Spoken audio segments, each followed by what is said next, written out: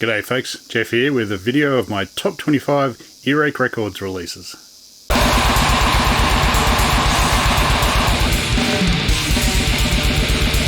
Welcome back. Today we're doing a video of Earache Records, which was formed in 1985 by Digby Pearson in Nottingham in the UK. They're a somewhat legendary label for being there in the early days of death metal and grindcore and the like. Much like Peaceville and Relapse, they were formed with to release punk stuff originally, and the very first release was Mosh 1, Accused, with the return of Martha Splatterhead. They've had a interesting history over the years. All the early stuff was very extreme and really put a lot of that style on the map. Since they've gone a little more diverse, you could say. Most of the lineup now is sort of, I don't know, rock and roll-y kind of stuff. They still have a few sort of somewhat extreme bands, but Wormrot probably being the main good one these days. But yeah, as with my previous videos, there's a lot of 30-year-old stuff on this, if not older. I'm not the youngest chap, so yeah, this is stuff I discovered in my prime, and yeah, still love, still worship, so yeah. As with my other videos, I'll only do one album per band, and no reissues, although might be a bit of cheating in this one. But before we get to the bands themselves, I'll mention some of their compilations, because they're pretty bloody impressive. Main one being Grind Crusher.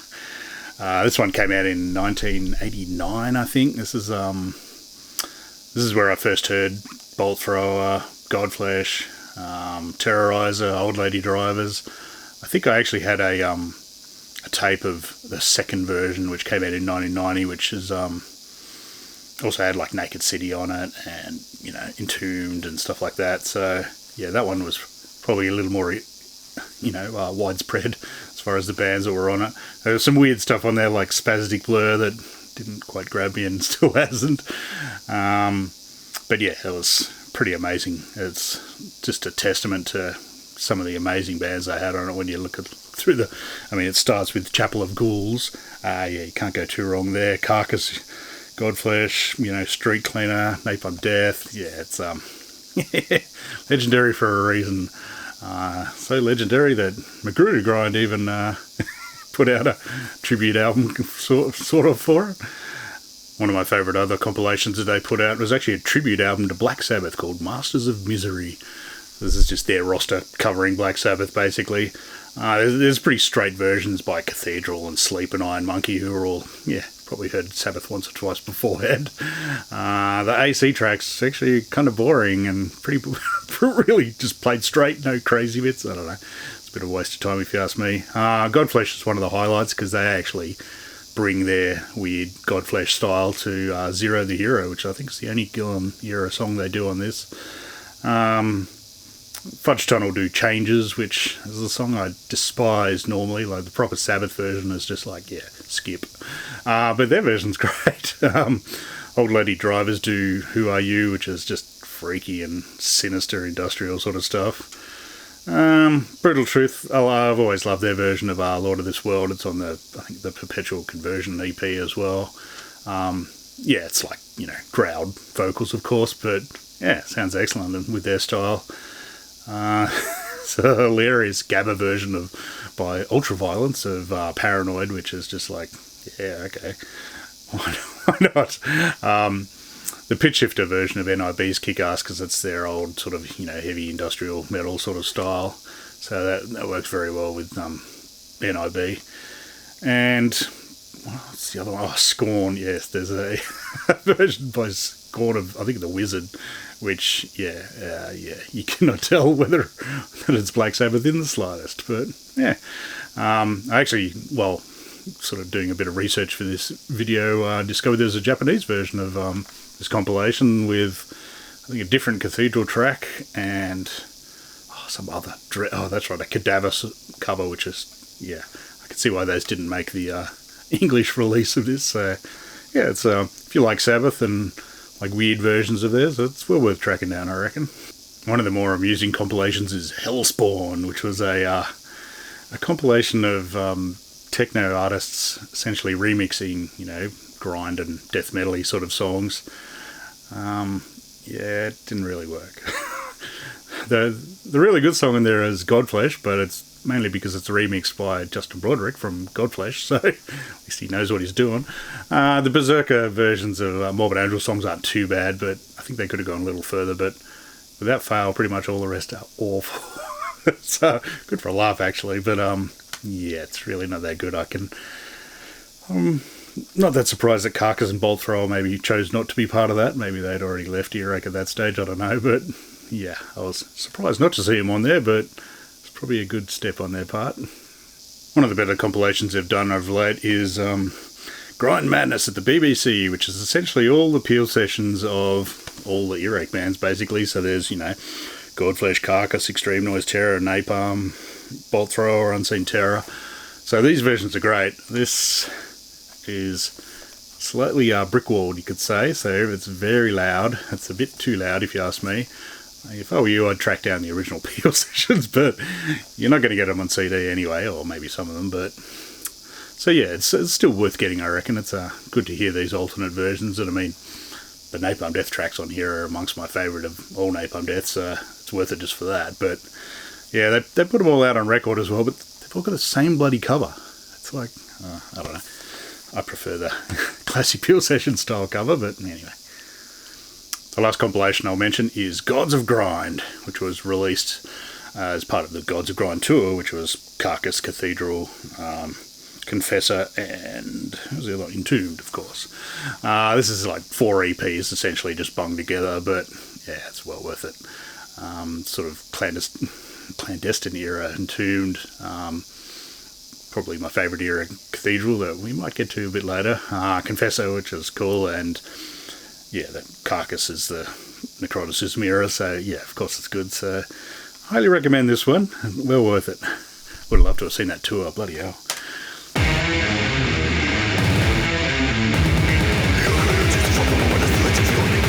Number 25 is the Berzerker with their self-titled album from 2000.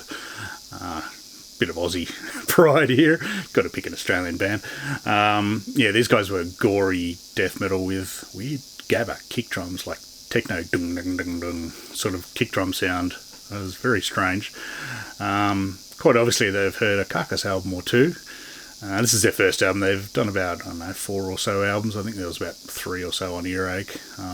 Look to be still going. I haven't seen them since 2009, I think was the last time I saw them.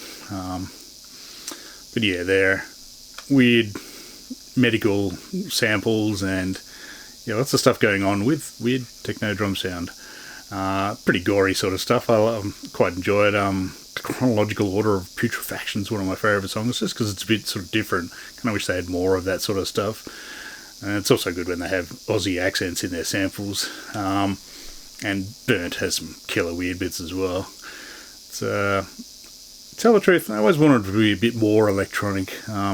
This album I picked because it's a bit bodgier than their later albums, but it's more interesting actually. The later albums just, I don't know, they're just like a death metal album that just happens to have weird gabbery kick drums. This one's a little more electronic. I think his earlier EPs are even more, gabber sounding, but this is, yeah, the shit. I did see them once they did used to wear crazy masks, as you'll see in this picture. I did see them once play at the Rock Ape, which is a legendary old venue in Canberra. They played there probably on this album, or maybe the album after that. I can't remember the exact date. Would have been in the early 2000s. With the full gear and masks and shit, it was excellent. I think it was like members of Alarum, essentially, with a backing band. And they were kick-ass. They were setting up for ages, and guy doing a very lengthy sound check of his drums, which was kind of cool because they were like, doof, doof, doof, doof. I was getting keen. And then the second they started, drums fucked out, and yeah, all the electrics in the drums broke, or something happened, and they had to play with a normal drum sound. So after this lengthy bloody sound check, where I was getting all keen, then it just sounded like a Carcass cover band. They were still kick-ass, but yeah, I was quite disappointed, and I think they were as well. But I did see them another couple of times in Sydney, I think in 2007 and 2009, but I don't remember anything from it, so I think it wasn't that remarkable. As I said, their later albums didn't quite grab me, but this one, well worth checking out.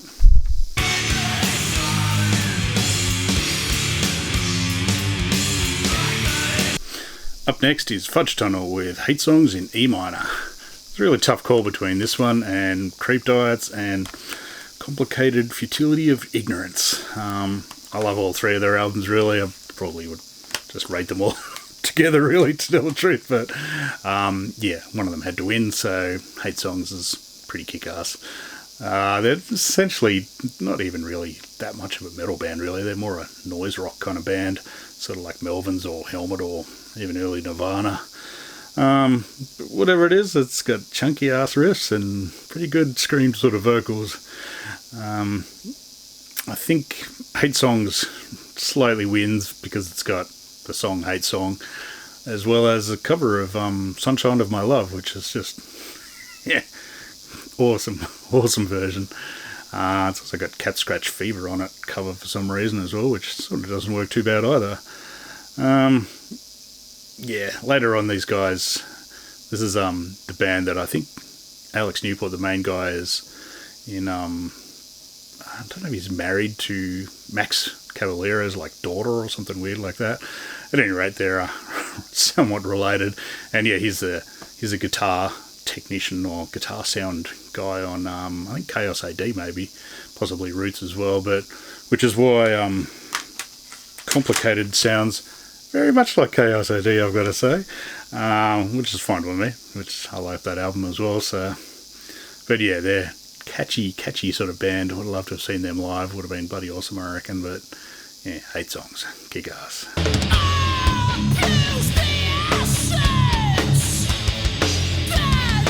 Next up is Confessor with Condemned. This is an American kind of technical doom, which is a weird style that for some reason exists. Yeah, they're very strange style. I think they're somewhat loved or hated, mainly because I think the vocals are kind of turn people off. They're very high pitched, and they have the drummer is very good, but he's very weird, disjointed style. I remember watching a video of him breaking down how he plays one of the songs, and it's essentially just removing bits, so it sounds weird. But yeah, it was a fascinating video. Have a search on YouTube for Steve Shelton, I think his name is. But yeah, they're odd style, and sometimes, actually, to tell the truth, the vocals and the drums take away from being able to focus on the real trouble sort of style riffs. But yeah, I've had this since it came out, and it kicks ass. Vocals are really powerful, filled with anguish, especially on The Stain, and he really goes to town on the final song, Suffer, as well. I saw these guys live at MDF, I don't know, probably 10 years ago or something, and he still had it. Bloody awesome. They were great. It was amusing watching the crowd who didn't really know what to do. It was mostly old geezers like me, of course. There was one or two one-man mosh pits going on. That was always good for a laugh. To tell the truth, it took me a number of listens for this to really gel. I really love the songs Prepare Yourself, Uncontrolled, and Eve of Salvation, but the whole thing rules, really. I actually, I still own it somewhere. It's probably shrunken over the years, like a lot of my t-shirts, but I actually bought a t-shirt with this album cover on it, mainly because a girl I was rather keen on hated the band. So not the most mature thing to do, and it didn't really work as far as cracking onto it, but oh well. Yeah, if you like your doom a little strange, yeah, check these guys out. But their second album, Unraveled, is really good as well. So yeah, great band.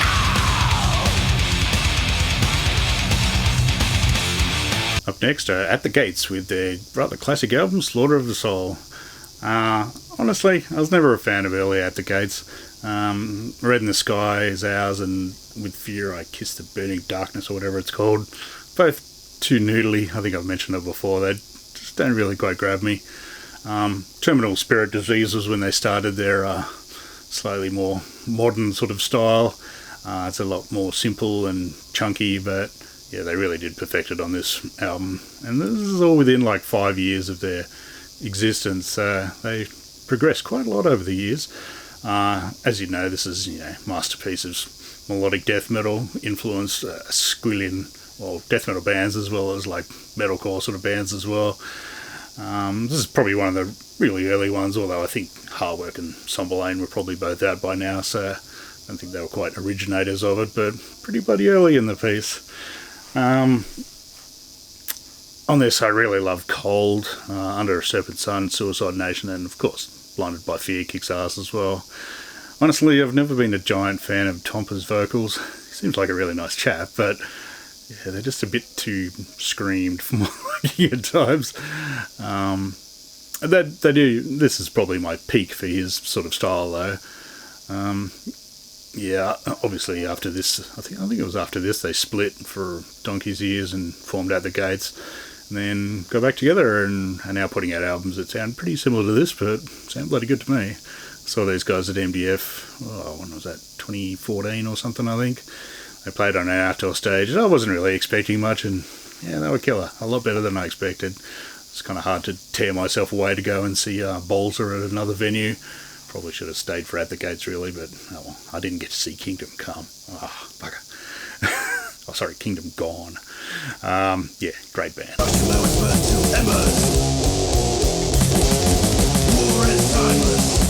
Up next, Unseen Terror with Human Error. This is actually one of the very early ones. This is Mosh number 4, so yeah, pretty old school. Yeah, this is Shane Embry from Napalm Death, of course, and Mitch Dickinson, who was in Heresy and Napalm and a ton of other bands. They were both in a death metal band called Warhammer before this, but yeah, this is very early grind style. Obviously, they'd heard the Repulsion demo once or twice. Honestly, the sound of this is pretty awful. The Peel sessions sound way better. I would definitely recommend getting them over the actual album, but although the Peel sessions are like 7 minutes long or something, so album's still worth getting.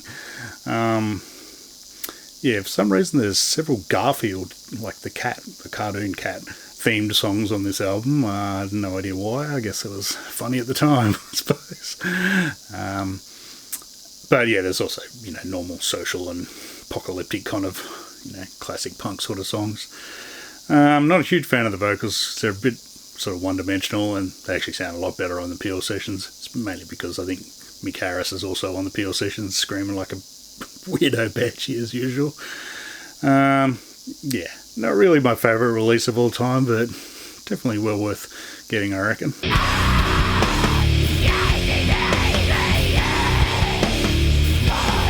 Up next, Iron Monkey with their self-titled album from 1996. These guys were harsh sludge, much in the style of I Hate God, and obviously heard Black Sabbath once or twice. They got tortured, angry, screaming vocals from Johnny, who unfortunately died a couple of years later from liver or something or other. I don't know, heart attack maybe. I also could have picked this album, Our Problem, which I'll show you the insert of, because it's a glorious, glorious artwork. But I think I'd prefer the self-titled. It's just a bit more concise, doesn't have long-winded sort of songs, and it's got Black Aspirin, which rules as well. So I love it when they speed up to the faster sort of hardcore bits occasionally. It's yeah, it's got a certain groove to it that really rules. There's great drumming as well from Justin Greaves, who's in like Crippled Black Phoenix, and was in Electric Wizard for a while. He actually stayed at our house. Ooh, yeah, name drop. When Electric Wizard toured Australia back in, I don't know, God knows, 90 sometimes. Yeah, he was a very nice chap to hang out with. It was him and the bass player who said like about 2 words, but Justin said a lot more. He was a chatty chap. But bloody good drummer as well. So, yeah, they, after Johnny the singer died, they split up for donkey's years, but now they're back with the 2 original guitarists and have a newer album or 2. So, yeah. Excellent sludge. Killer stuff.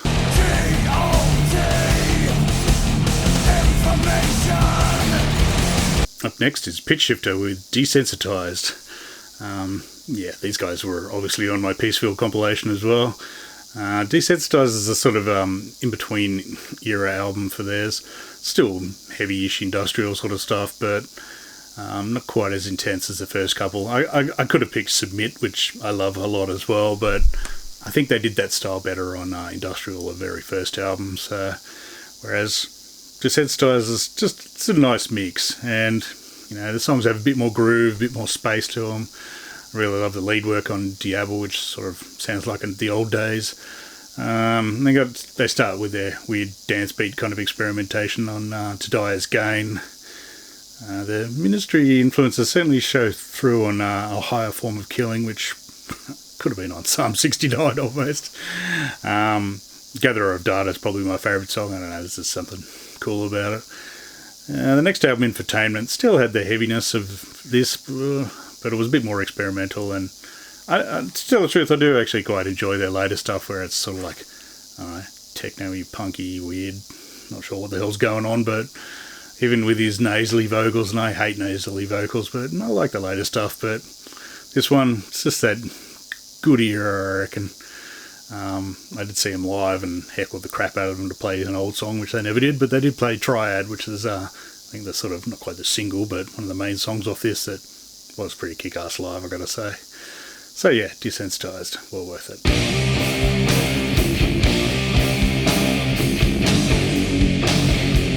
Up next is Sleep with Sleep's Holy Mountain. This is their only release on Earache. But yeah, they have a number of other albums, but this one's my favourite by far. Total Sabbath worship. It's pretty hilarious, really, when you listen to it. But no, it's fine by me. I love a good tribute sort of band. This is just stupidly heavy Volume 4 style riffs, thumping drums, very nice wandering sort of bass, and yeah, just those laid-back vocals. I don't know, I'm not a fan of the later sort of really drawn-out stuff. This is a bit more, punchy and concise. Amazing production by Billy Anderson, one of his best for sure, just heavy and clear. I think The Druid's probably my favourite song, but you can't go wrong with any of them really. Including Inside the Sun, which starts off all nice and fast, you're like, yeah, and then it's like, yeah, I'm going to crush you with very slow, heavy bit. Yeah, I saw these guys on this tour.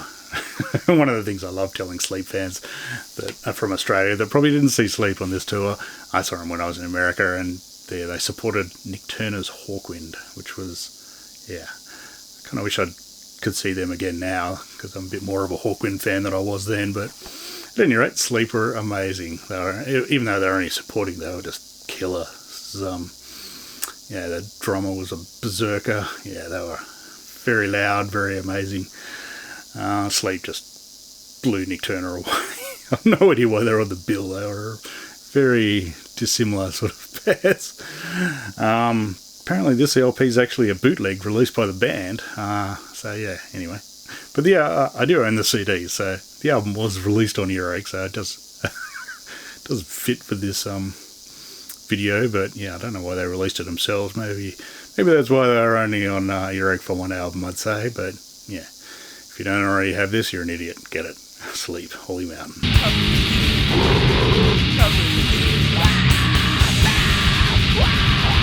Up next, good old AC with Top 40 Hits.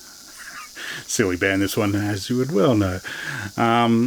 Honestly, the album before this, Everyone Should Be Killed, it's just a bit too long and samey. Plus, I mean, half the songs are from Morbid Florist anyway. The album after this, 40 More Reasons to Hate Us, is pretty bloody good as well, but it's a bit too metal, if anything, and just straightforward. It has bloody guitar solos in it, for God's sake. But yeah, this is just, yeah, the perfect AC album, I reckon. It's a weird, chaotic combo of just completely blurry noise songs that are just, you can barely make anything out. They're gold.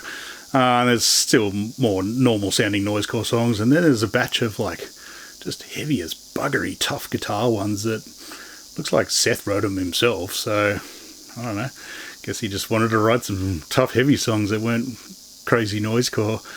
But yeah, as I said, I think on their Morbid Florist one on the Relapse video, I actually rate their songs. They're pretty bloody good in parts. And I mean, the fact that this has the A-Team theme song just means it's always going to win. And I actually really quite enjoy their Doors cover of American Woman. Yeah, it's, even though it's not crazy noisecore, I don't know, that riff works really well. I like that. This is the era when they still had funny song titles and not super duper offensive ones. So they had cool ones like bench pressing the effects on Kevin Sharp's vocals and Old Lady Across the Hall with No Life. Bit silly, but yeah. Later on, obviously, they got a little ruder and cruder, definitely. One of the best songs on this, and was also released on a single, is Stayin' Alive, which, if you look at that album, that cover, it's just beautiful version of the Bee Gees. It's just perfect song. It's stupid, and yeah, catchy as hell. The oi, oi, oi, oi, Stayin' Alive just works perfectly. And I mean, this single also has Peppy the Gay Waiter, and Flower Shop Guy. We used to play Peppy the Gay Waiter on radio all the time for some stupid reason. Mainly probably because of the dumb chorus, but yeah. It's if you're going to get one album, well, probably get Morbid Florist, but if you're going to get a second album, get this one, I reckon. It's just gold. Plus, I mean, the cover art is just so hilarious, taking the piss out of those old K-Tel ones, and I'm pretty sure I found the exact one that they stole the artwork off. Yeah, great band. Too much, too high, you smoke, you die. Up next is Lawnmower Deth with Ooh Crikey, It's. This is one of the silly bands, you could say. Although, again, much like the last band, I actually rate their music style. These guys are a sort of weird mix of thrashy crossover stuff, just with wacky vocal songs like Weebles Wobble, But They Never Fall Down, and yeah, just totally stupid, amusing lyrics, but catchy as hell and really enjoyable. Does get into grind territory occasionally on Did You Spill My Pint? And it's also got a nice piss take on their obvious influence of MOD and SOD with the song FAT, Fascist and Tubby, which is, yeah, I suspect about Mr. Milano. This also contains the only ska I like, other than maybe the madness appearing on the young ones, with The Seventh Church of the Apocalyptic Lawnmower, the Skank Mix. It's a great song. Second album's not too bad as well, and they did like a punk album called Billy that's just, I'm pretty sure, just straight punk, nothing funny about it, but maybe it is, I don't know. I also do own their single that they put out, which has got a hilariously bad film clip. They covered Kids in America by, is it Kim Khan or something or other? Oh, Kim Wilde, sorry. No idea why they did that, but it almost works. Yeah, strange band, but well worth checking out. Plus, great cover art by Dan Seagrave, as you'll notice on a number of old Earache releases. Yeah, sorely underrated because I think they just get sort of ignored as a joke band, but yeah, they kicked ass.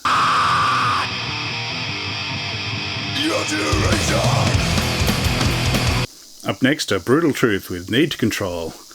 Their first album, Extreme Conditions Demand Extreme Responses. It's a bit more death metal, which should be up my alley, but I like the sort of the more chaotic sound of this. This is with their regular drummer Rich Hoke instead of Scott Lewis, who was on the first album. And Rich isn't quite as fast, but he's a bit more chaotic. He's got a bit more swing to him, I think, than Scott. Yeah, great variety of songs. I love the punky media blitz and Choice of a New Generation. Does have some noise tracks on there, including Iron Lung, which is a nice bit of a respite from the crazy grind, but does get a bit long. I saw them live a ton of times. They toured Australia like at least twice, I think, in the mid-90s, and every single time, even with different lineups, they were pretty much exactly the same. Noisy as hell, just chaotic, and pretty much twice the speed of their albums. They're always faster. One of the tours, I think it was the first one, for some reason, when they played in Canberra, they were booked in to do an in-store signing in like not even a metal shop, just a normal music shop. I don't know why, but so I rocked up to that after uni or whatever, maybe work, and sure enough, got 3 members to sign it. I didn't get Kevin Sharp to sign it because I didn't recognise him with short hair, so... But yeah, it was just kind of surreal, this music shop with no one in it other than Danny Looker and some other dudes. So, yeah, I have a 3/4 signed album of theirs. The EP in between the first album and this one, Perpetual Conversion, is really good as well. And it's actually got one of the very few decent techno remixes of a metal song. Much better, actually. It probably should have been on that awful bloody Hellspawn compilation. So yeah, them and Pungent Stench with their Forgot You. Oh, what is it? Anyway, the Pungent Stench remix song is killer as well. So yeah, but anyway, back to Brutal Truth. I really regret not buying there's a weird version of this album that came out on vinyl with like, I think it's like a 5-inch, a 6-inch, a 7-inch, an 8-inch, and I don't know, maybe a 9-inch. I've got a photo of it somewhere. I don't know why they released it like that, just for a laugh, I'd say. It'd be the most impractical thing to actually play. It's still just the normal album, just over 5 or so discs for no apparent reason, but I'm sure it'd probably cost me a fortune if I tried to buy it on Discogs now, but yeah. This is definitely, I mean, even after this, they went on to Relapse Records, but this is my favourite Brutal Truth by a mile, I reckon. Killer stuff.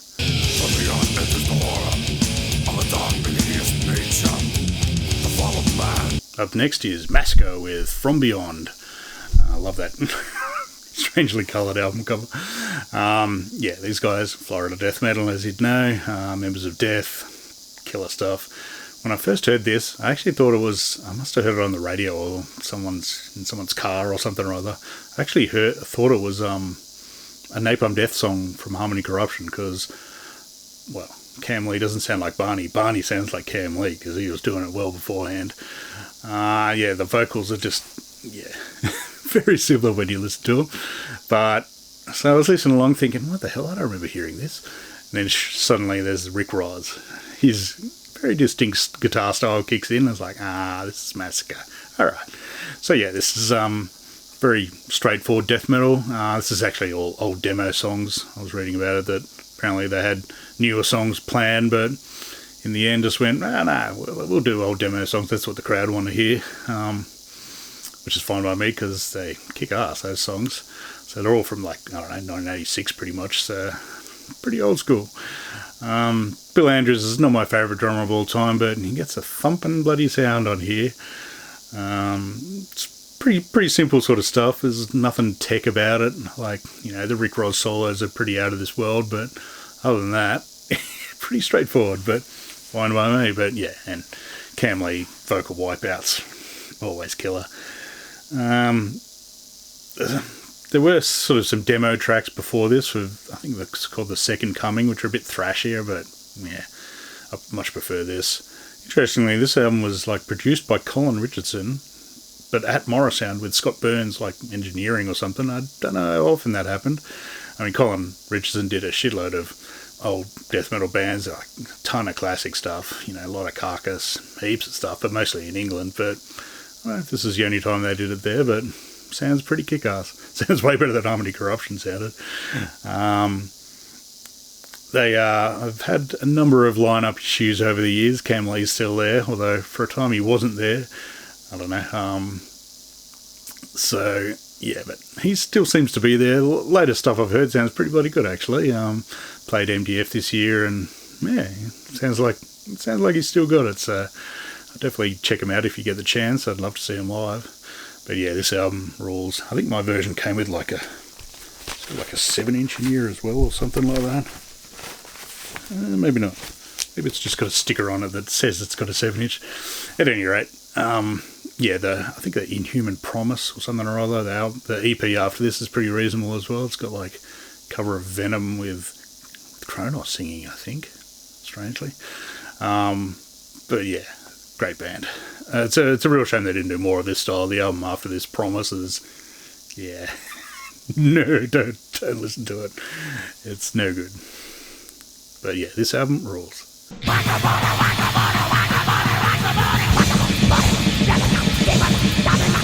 Up next is Old Lady Drivers with their self-titled album, which sadly I don't actually own. One day I'll track it down. I think it only was ever released on record.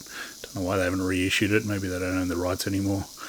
This is just hyperactive, crazy grind with rabidly wacky sort of vocals. I don't like to use the term wacky, but they're pretty strange. They got hilarious lyrics about old people. You know, songs about dentures and all sorts of stuff. Best song probably is Corpse Full of Gunk, which I've always known. It's just got this line with "One more time, Grandma." It's yeah, very strange. And yeah, they got some odd bits like Colostomy Grab Bag's got like a sorcery guitar sort of bit. I'd say Lawnmower Deth definitely had a copy of this album, that's for sure. After this, they went quite a bit different. Very experimental after this. The album after that, Low Flux Tube, which I do own somewhere, is weird industrial sort of stuff. It's bloody good, don't get me wrong. It's a lot better than I remember. But this album is crazy stuff. There's some weirdness on there. And for some reason they cover like Cocaine by Clapton, but it's just like pretty normal sort of cover. It's sort of a bit weird and out of place, but yeah, if you like grind, very old school, and strange, definitely check this one out. Well worth it.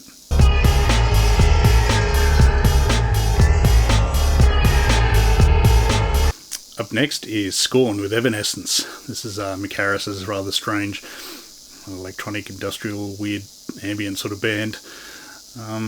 Obviously they formed after Napalm, after Mick left Napalm. So it was Mick and Nick Bullen for a long time, plus even I think the first album even had Justin Broderick on it, so it was A side of Scum.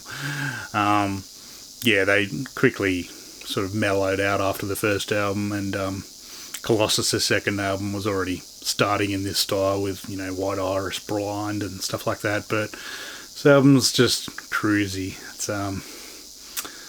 I won't try and list all the styles that it is, but it's very mellow, very groovy. I wouldn't say trip hop, but anyway.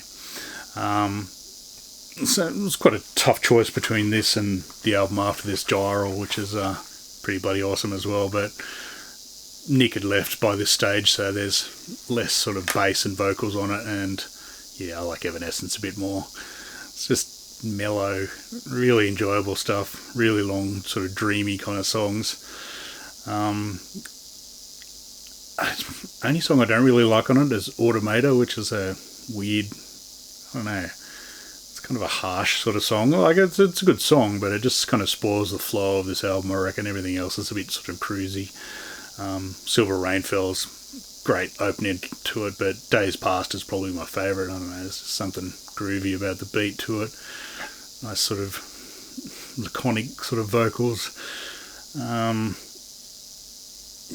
This is a special sort of album. I think it actually did reasonable business for him. Mick still is going with the band. It's pretty much just him now. I think this one actually had James Plotkin from Old Lady Drivers, the band we just did before, doing guitar, nice dreamy sort of guitar, and it's just a mellow album that I've always loved since it came out. For some reason they did like a remix album version of it, Ellipsis, which was remixed by like Coil and heaps of different bands. For some reason not Justin Broderick, maybe they were on the outs then, but a number of kick-ass bands that, really, I think Meat Beat Manifesto's on there as well. And sort of reworked the songs quite a bit. Some of them are just totally different. I think The End by, PCM or someone or other. It's just jungle beat all the way through, and then occasionally they'll put in these specific sounds out of Scorn that are like, that is the song that they're covering. The actual core album, well worth it. Definitely check it out.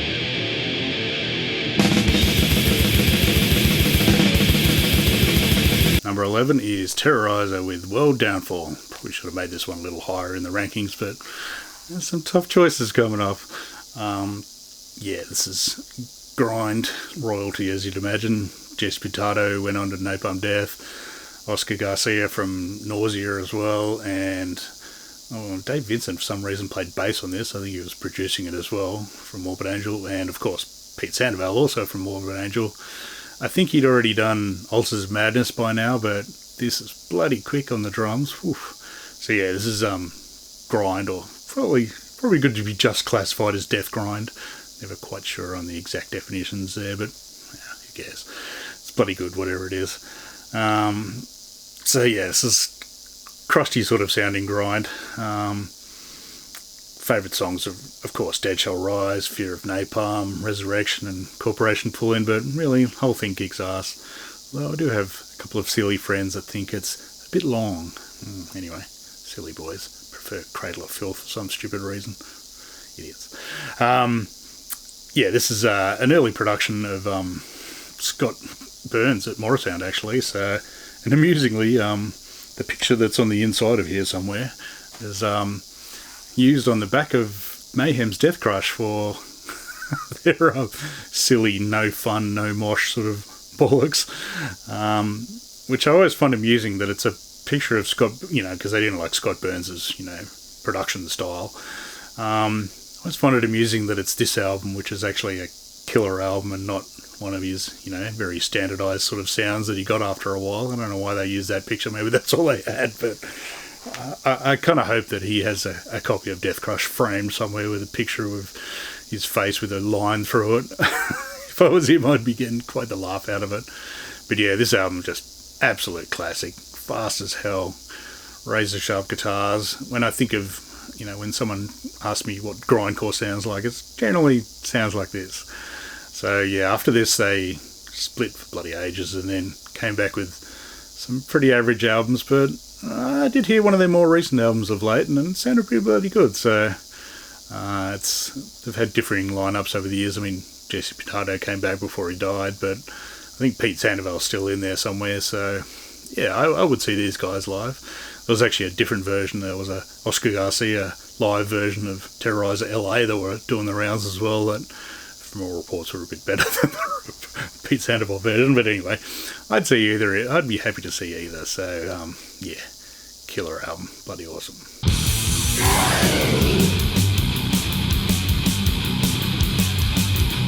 Up next is Carnage with Dark Recollections, another classic Seagrave cover there. This is kind of cheating. This was actually put out on a sub-label of Earache's Necrosis that was, I think, run by Jeff and Bill from Carcass. They also put out like Cadaver's first album and Electro Hippie's reissue and another album we'll get to in a bit. Carnage were a Swedish death metal band that didn't seem to be around for very long. They did a couple of demos. This is Michael Lamott's band, who was later in Arch Enemy, of course. They put out a couple of demos that were pretty damn raw, grindcore sort of style. And then I'm not sure if this was recorded after they'd already split, or I think they were still going at this point. It was Michael and pretty much 3 other members of Dismember who I think had split briefly at that point. So it does actually have some other old Dismember songs on there. But yeah, it's just shitloads of kick-ass Swedish death metal. Really awesome stuff. They do pinch a couple of, I think they merge a couple of their old songs, Dayman Lost and Crimes Against Humanity, or whatever it's called, into Gentle Exhuming on this album, which, yeah, kicks ass. Obviously, the Dismember songs, you can't go wrong with Dismember demo songs, so they certainly rule.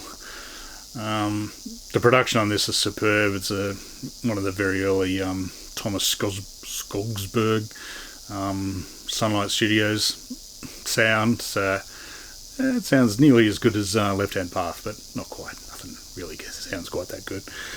Obviously, after this, Michael Amott was pinched by Carcass, so yeah, these guys folded pretty much straight after.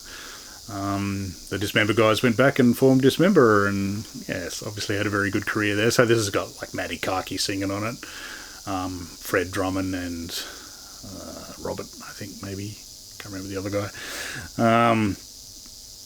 And yeah, this bloody rules. For some reason this was released on the same CD as that Cadaver album, Hallucinating Anxiety, and I had a tape of it for years, but I really don't remember listening to these guys much on it, because this is way better than the Cadaver side, which I do remember listening to.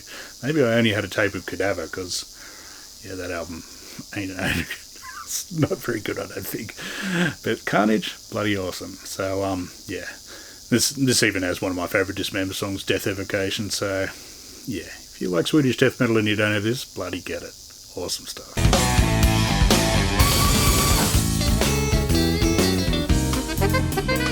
Number 9 is Naked City with Torture Garden. Ooh, oops. Naughty cover. Yeah, this is kind of cheating because I think this actually came out on Shimmy disc first, maybe, but Earache put it out. It's good enough for me. This is another band I heard on that Grind Crusher compilation, but that really blew me away. Their song, Asaka Bondage, was just like, what the hell's going on here? basically this band was formed by legendary avant-garde saxophonist John Zorn.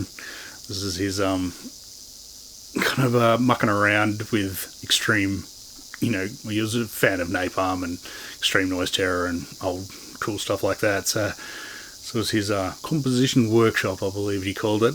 Had some legendary jazz and, normal non-metal members. Bill Frizzle, Fred Frith, Joey Barron on drums, who was just berserk.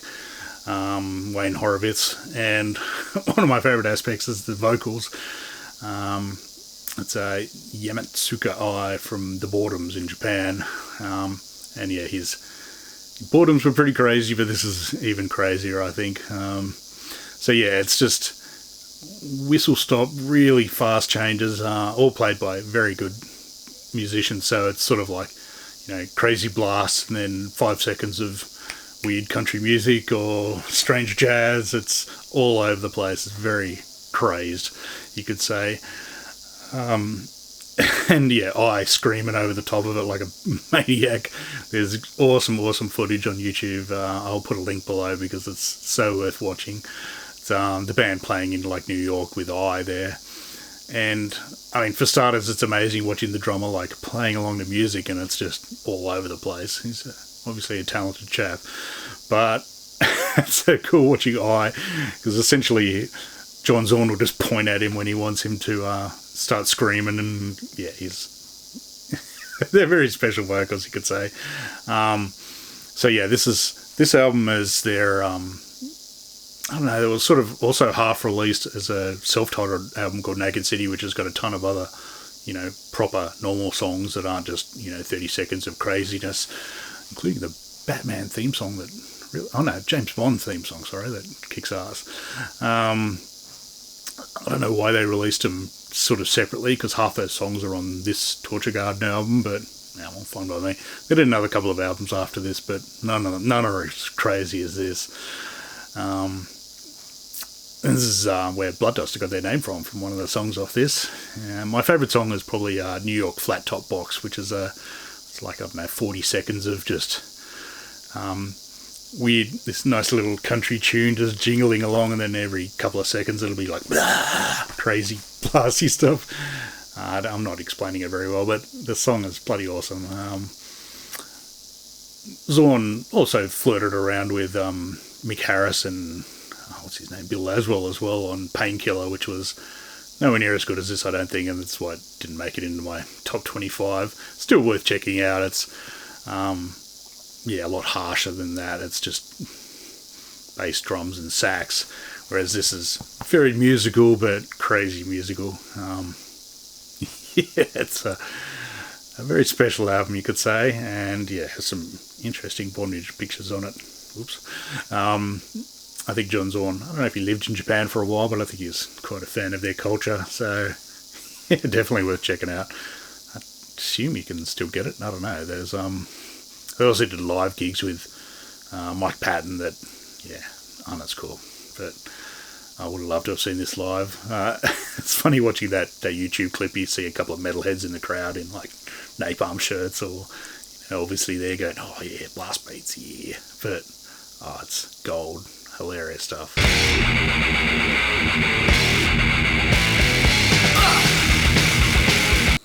Up next, a Repulsion with Horrified.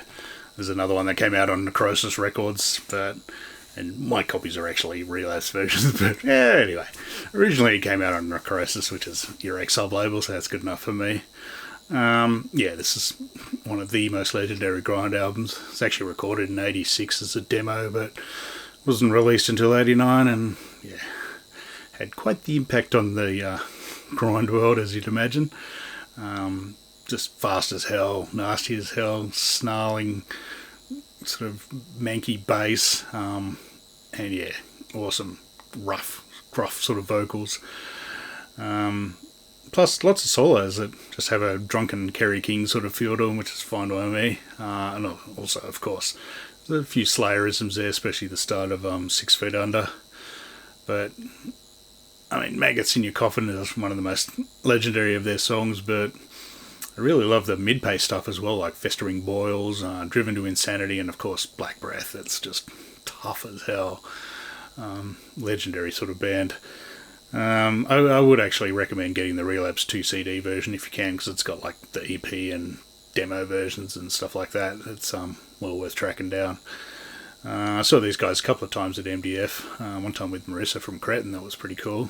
And also, somewhat linked to them, my mates in Melbourne band Headless Death, originally for their demo they used an old picture of me as a young lad that they got off Facebook, being chased by alleged pedophiles, and then that they took the hair from that old photo of me and put it on the face on the front of Repulsion, and yeah, now that I now have a t-shirt of that with my childhood hair on top of a zombie, and yeah, I've seen at least one tattoo of it, and I'm privileged that my hair has been used for that.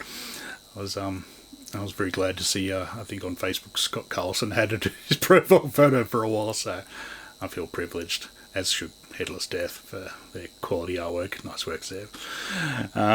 But yeah, this is a legendary album. Yeah, just mandatory for grind fans. Incredible stuff.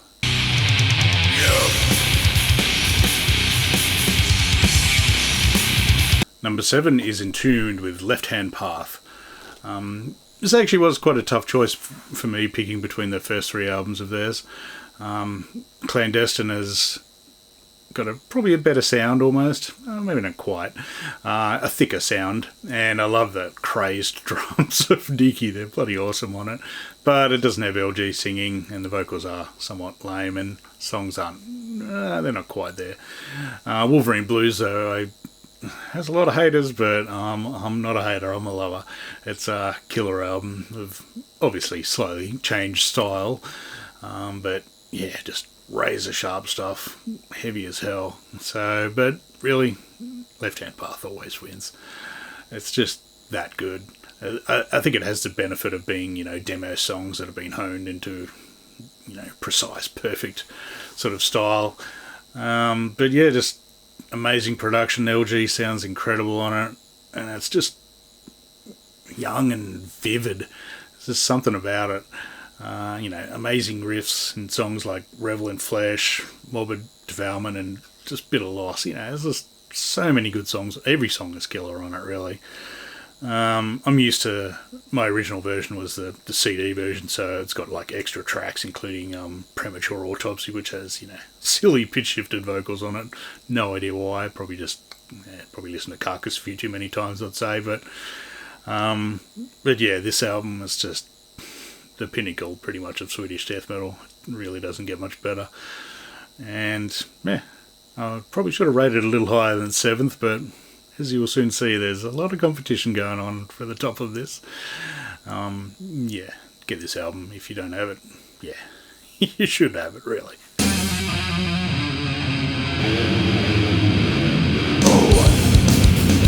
Up next is Cathedral with Soul Sacrifice. I do actually have this on CD somewhere, but it's in a box in the shed somewhere, but it's on the Gods of Grind compilation as well. To me, this is just their perfect blend of their early Doom style as well as their later rocky sort of stuff. It's in between Forest of Equilibrium and the Ethereal Mirror, so I don't know, it's just something about it. It's got a punchier sort of sound. I really love the drums on it. They're really lively. Has a spruced up version of Soul Sacrifice, which was actually an extra track on Forest of Equilibrium that for some reason I didn't actually have, because I only had Forest on record in the early days. So I didn't actually have that version of Soul Sacrifice, and I was, much more used to this version when I finally got the CD of Forest of Equilibrium, and the Forest version's a lot slower and shorter as well, but yeah, I like the modern version. Also has a great song, Autumn Twilight, which has just got this nice chug and then a great guitar trade-off, like solo trade-off section.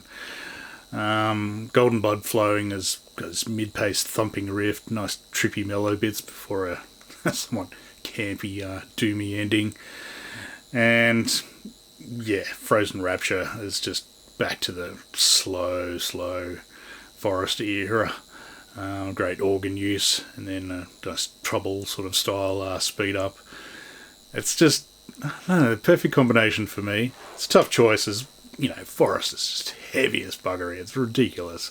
And I mean, Ethereal Mirrors, it's got Midnight Mountain and Ride and Enter the Worms, and yeah, it kicks ass as well. But this is just perfect. They also have other EPs that are pretty classic as well. Cosmic Funeral. There's like, I don't know, there's 2-3 different versions of like Static Magic or Cosmic Funeral. They've got some very stupid bits on them. The Let's Groove and the Sonic Motherfucker, which they actually played at the final show in Sydney. They played the song, I think it's Cosmic Requiem, and it was great fun with my mates in the crowd screaming along to that one.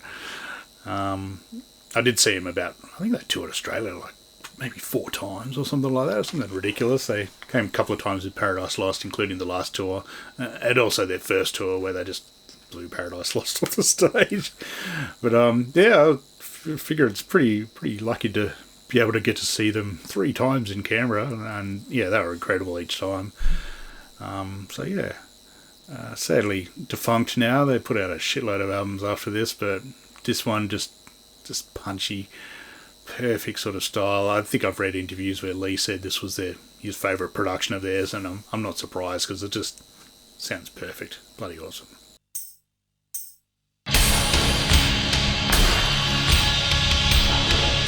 Number 5 is Godflesh with Slave State. This is a compilation, really. It's a mixture of 12 inches and 7 inches that they put out, the Slate Man one and Slave State 12 inch as well.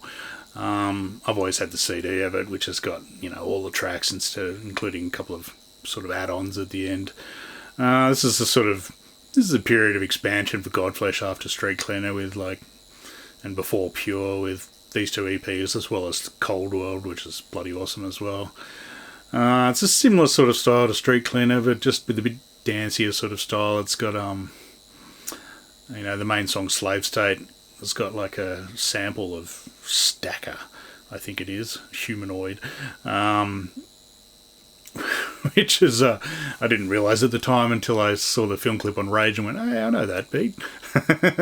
So, that's, he followed in the same footsteps of sampling stuff he loves on Pure as well, with the song Pure, which has got the sample at the start of Eric B. and Rakim's Let the Rhythm Hit 'Em, which is, of course, a sample of Assembly Line by the Commodores. Bloody awesome beat. You can tell Justin's influences are expanding on this one. It's more layered. It has extra levels of guitar, especially on my favourite song, Perfect Skin, which is pretty much my all-time favourite Godflesh song. It's just epic. It's heavy as hell, and it just has this, I don't know, epic lead guitar all the way through it, and this perfect sort of symmetry to it where towards the end they kind of change up the beats. I don't know, it's hard to describe, but there's just a certain spot that it's about 6 minutes in, I think, where they change the beats slightly on the very repetitive bit, and it just gives me chills every time. Bloody awesome stuff. Sadly, I've only seen these guys a couple of times, and they did play Slate Man off this, which was killer.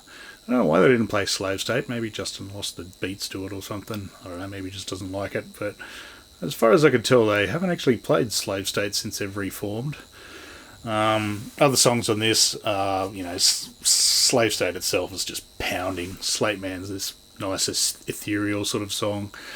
And Somewhere Someone Scorn has just got throbbing bass, jackhammer drums, and just killer riffing. Meltdown's another of my favourite songs on there. It's one of the few tracks where they use sort of double bass, much like Predominance on Pure.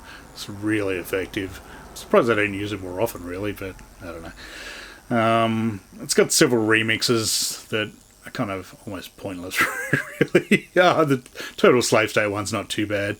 There's a Perfect Skin dub version as well, which is even more drawn out and sort of broken down, but I prefer the original, really. It's just that much heavier. This is a compilation, so if I had to pick a Godflesh album, like pure album, it'd be Pure, actually. That's probably my favourite after this one, although, really, they're one of my favourite bands. I can't go wrong with any of their albums, really. Especially the new stuff as well, that's killer as well. So, yeah, it's just heavy as hell. Godflesh at their best, for sure.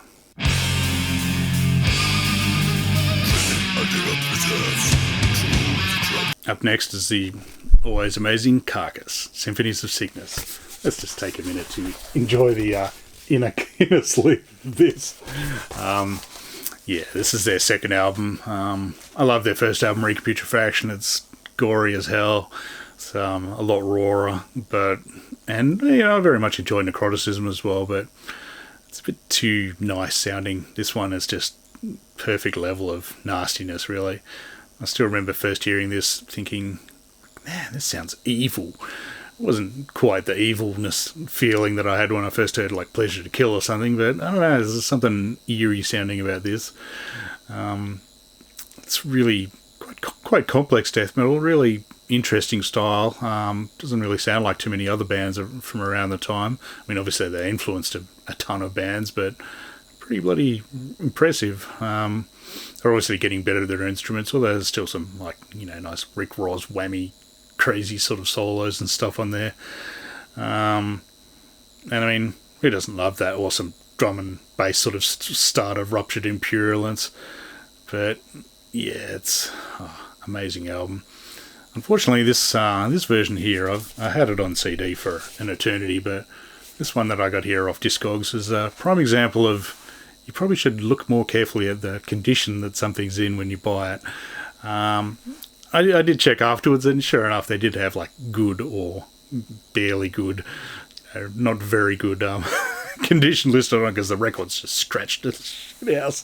Thankfully, I have the fancy FDR reprint version, but yeah, I've still got my old CD with half of Reek on it for some unknown reason. But yeah, there's a reason this album's so legendary. I really wish they played more off it live. They play like, I think, Exhumed to Consume and maybe the start of Ruptured Impurulence, and that's about it. But yeah, amazing album. It's influential for a reason.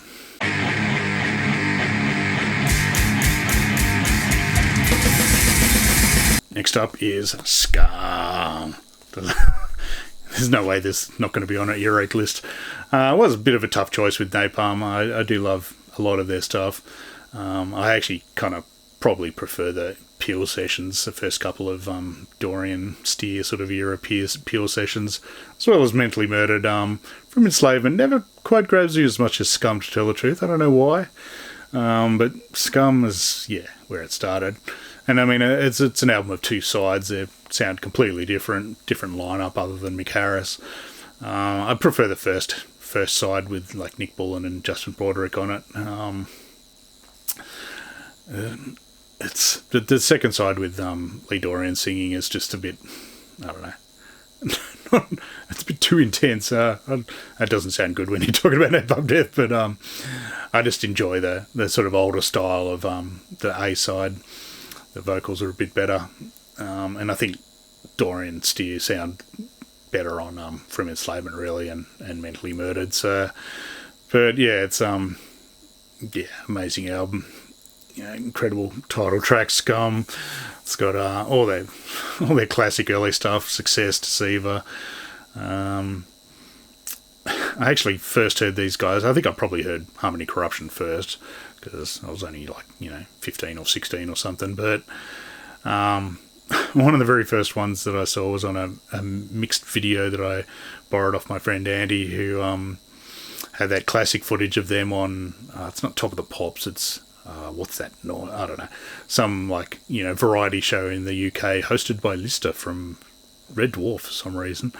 And they play the song From Enslavement to Obliteration. I'll put a link to it. It's hilarious stuff. Like Lee's vocals are just twice as loud as they really should be.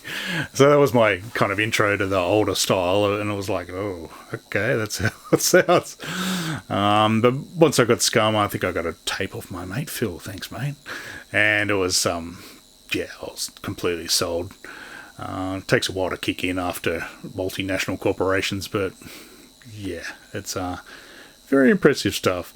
And I mean, it's got the song "The Kill." Can't go wrong, really.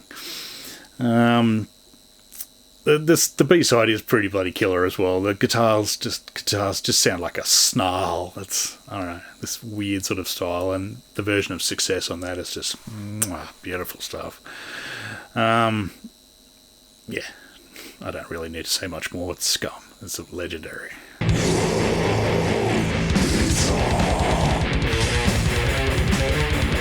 Number 2 is Bolt Thrower with Realm of Chaos.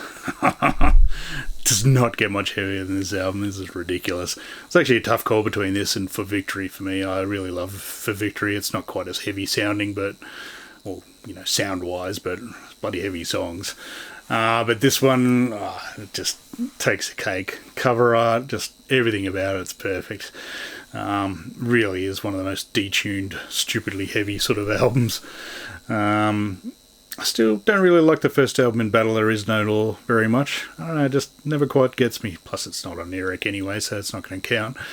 But Realm was just such a massive step up in heaviness and intensity. Far out.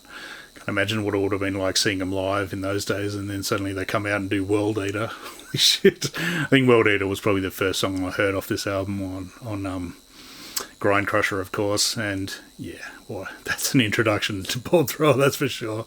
I did actually get War Master first, as far as owning the album, but yeah, which I still love, of course. This is an amazing album, but yeah, Realm, so stupidly detuned. The start of Through the Eye of Terror is just nearly the heaviest thing there is on Earth, I reckon. I never really clicked with the Fourth Crusade. It's a bit too sort of slow and dreary for my liking. For Victory is just that much more energetic, but this one, and this is back when they still did blast beats as well, so of course I'm always going to enjoy that side of things. You know, it's just heavy. I know I use that term probably way too much, but this album is stupidly heavy. I would have loved to have seen him live back then. I did see him in '93 on the For Victory tour when they toured Australia, which was bloody awesome. Although it could have been better, to tell the truth. The Canberra show apparently was not quite as interesting as the Sydney one, but well.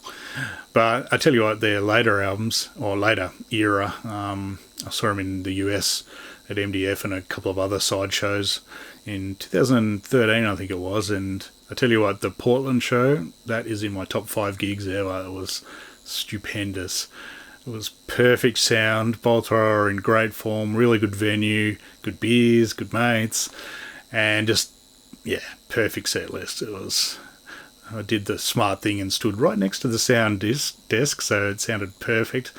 And yeah, it was, stupendous. I was standing next to a mate, probably whipping his girlfriend's face with my hair all night because it was, headbanging central. Doesn't get any better. And that really, I've seen a lot of gigs over the years, and to get in the top 5 is pretty impressive, and that one did. Sadly, I was supposed to see him at the gig in Adelaide when they toured, but unfortunately the drummer died in his sleep somehow. So yeah, that was the end of Bolt Thrower, unfortunately, but Realm of Chaos, stupendous. There is a bit of live footage of them around this era on YouTube, but it doesn't quite capture the heaviness. I would love to have seen him in this studio for this. I don't know if they slowed it down or something, but it's just so detuned. I don't know how they would have played bass on this. It's like rumble. But yeah, amazing stuff. It's, even go and buy it. Even if it's the crappy new cover, it's worth just having because, amazing. It's number 2 for a reason.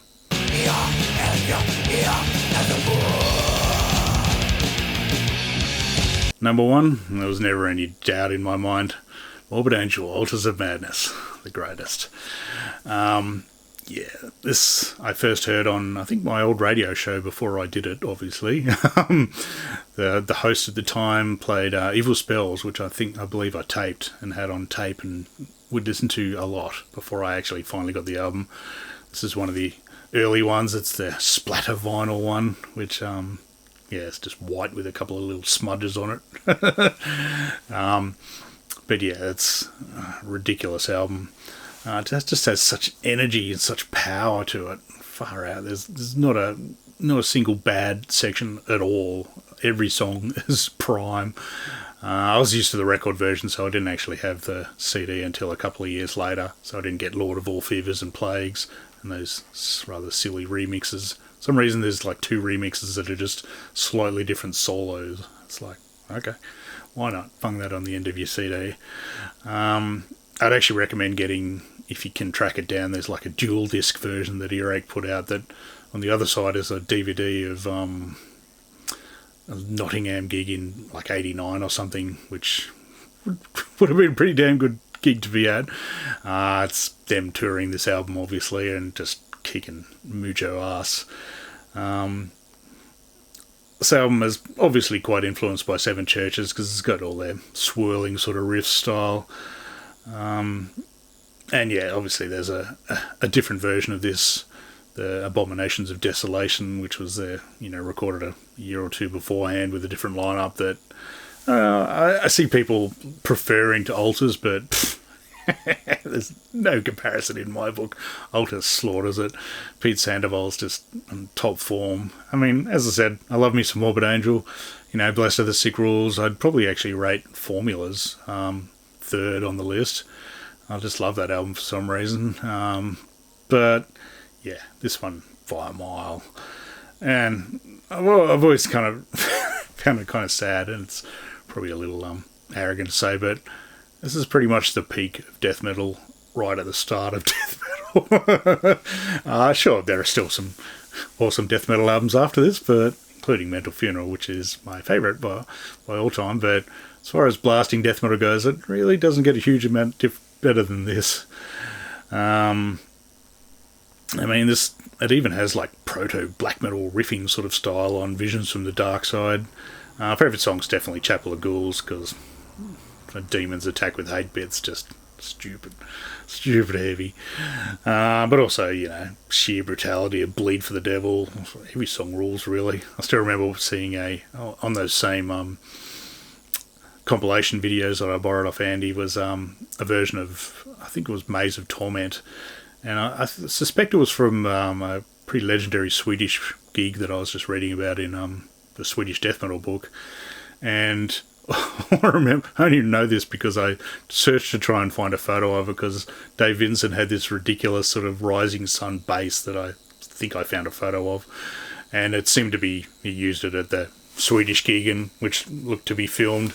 But yeah, it was this killer live version of Maze of Torment that really sold me as well. But just everything on it's amazing, and I was super duper lucky that we got to see Morbid Angel tour Australia. It was some of the real early of the overseas, intense bands touring. We got them on the Blessed tour and then the Domination tour as well, and Blessed was just, that gig's also in my top 5 gigs ever, because there was ridiculous lineups. I only went to the Canberra show, unfortunately. I really wished I went to some of the Melbourne shows or saw SatX play with them, but they were just top form, ridiculous quality, so tight.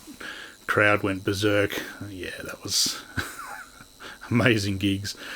But really, the only way it gets better is if it's Autopsy, Mental Funeral. This is the second best death metal album of all time, and easily Earache's peak. So amazing album. So that's it for my list of Earache top 25 albums. As you'd see, there was a good batch of bands that didn't make it in there that it probably could have, like The Accused. But also, bands like Akakok, The Chasm were on there, or Potentials. There were certain bands that weren't ever going to make it. Nocturnus, I don't like that band. I like their album cover.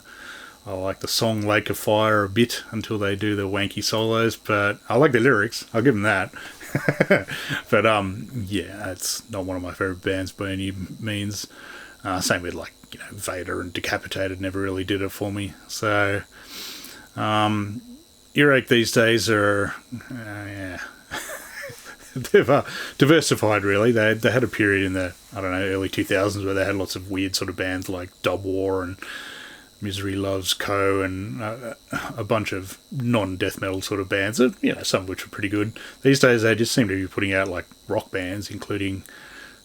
I follow them on Facebook, which is a mistake, because for a time they were plugging this... I can't even remember what the band's name is. It had one of the Korn guitarists in it, and they just had these awful pictures of him all the time. It's just hilarious seeing people just pay the shit out of them. At any rate, they've got bands like Wormrot, so... But yeah, thank you, Earache. You've done some good stuff over the years, and yeah, thanks for watching. Cheers.